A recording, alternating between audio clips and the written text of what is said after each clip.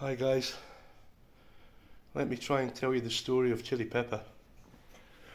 We've had Chilli for about 9 years. Somebody called Tina to say that there was a tiny kitten in distress living by a hotel near the pool, and he had no eyes, and that was Chilli Pepper. He was about 6 or 7 weeks old at the time when we took him in, and he lived quite happily here with us and all his mates for 6 years or so, and then he developed FIP, and not too long ago FIP was a death sentence, but in the advent of some medical advances there was possibilities to save his life, so that's what we did. It's very expensive for the medication, but who cares? If it's your pet and they're beloved, then you'll do it as necessary. And so it's 84 days of the medication,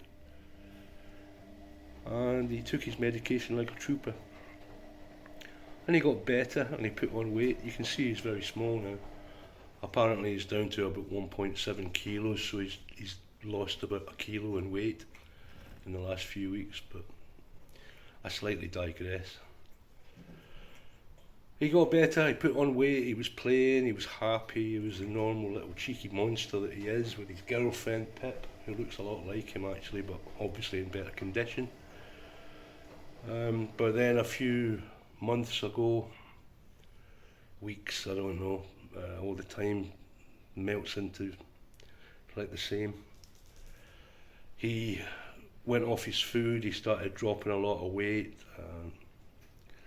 he was doing crazy things, he was going missing, he was getting lost, disorientated, and we took him to the vet and they did the tests, and it appeared that he had FIP again.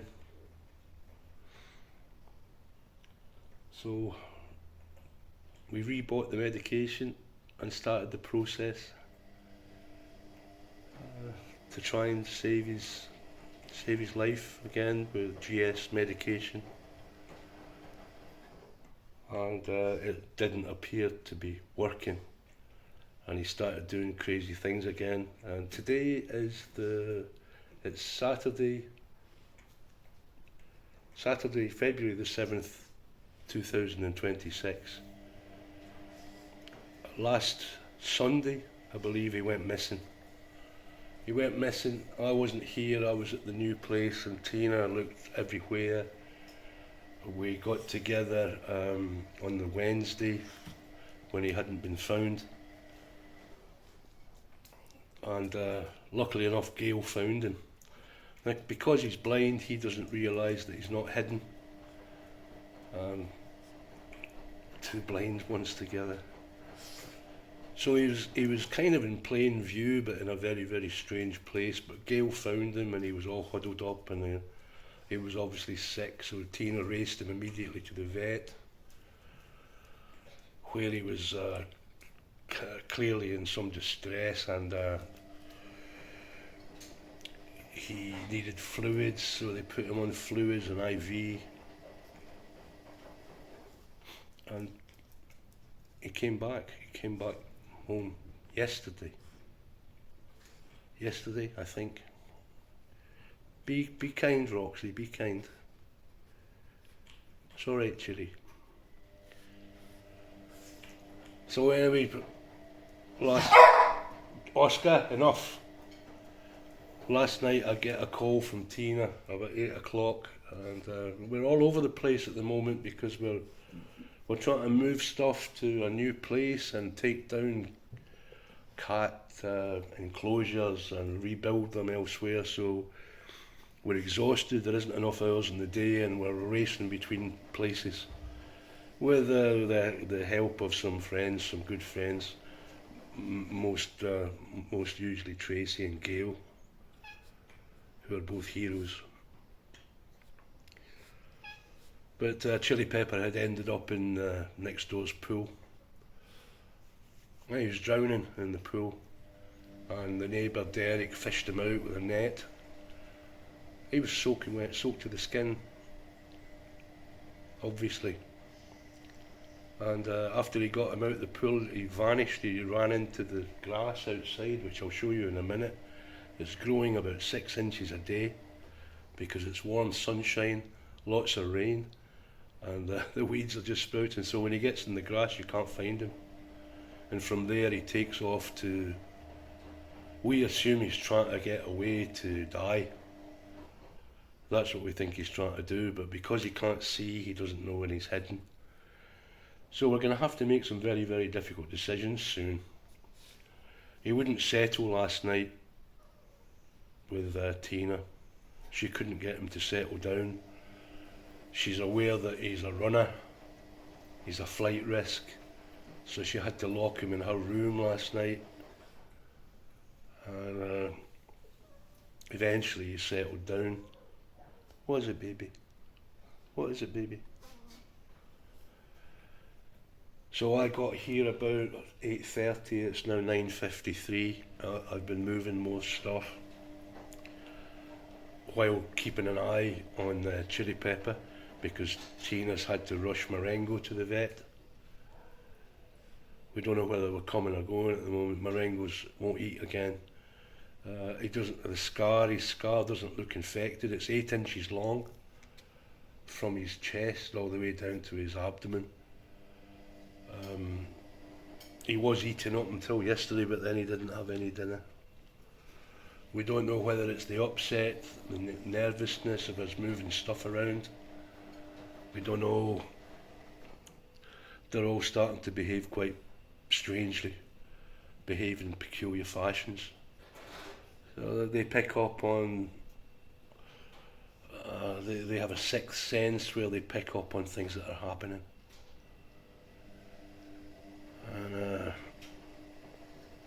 Chilli Pepper's no different.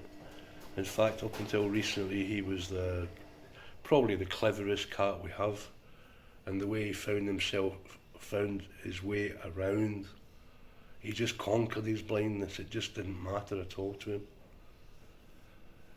But anyway, the news from the vet when they did more tests on Chilli Pepper is that he's actually in kidney failure.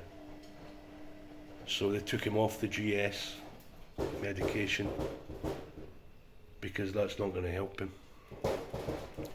Sometimes the FIP can masquerade as kidney infections or kidney failure. I don't know which. I'm no vet, I'm just going on what I've been told. So it's very difficult to tell the difference between whether your cat's got FIP or whether its kidneys are packing up. So we don't want to see Chilli Pepper like this because he's always been a boisterous little guy playing football with the others. Doesn't appear to be in any particular pain, but he's limping quite heavily on his front right paw, I've noticed, and that's probably partly as a result of being fished out the swimming pool. But that's infinitely better than being drowned. So I wanted to hold back to tell everyone who's interested in Chilli Pepper, particularly Tina and Psycho Nerd. They've been asking specifically about this boy, and they were very concerned when he went missing. So were we. So I wanted to hold back until we knew exactly what was going on before I opened my big mouth and tried to do a video. So here we are. Everything's falling apart around us. So many of our trusted and loyal cats are dying, and it's very painful. The vets are quite pleased with Minnie Moo's progress. You can see it's cleaning up a bit. She's in front of a fire, so she's toasting nicely. Emo, also old, sick.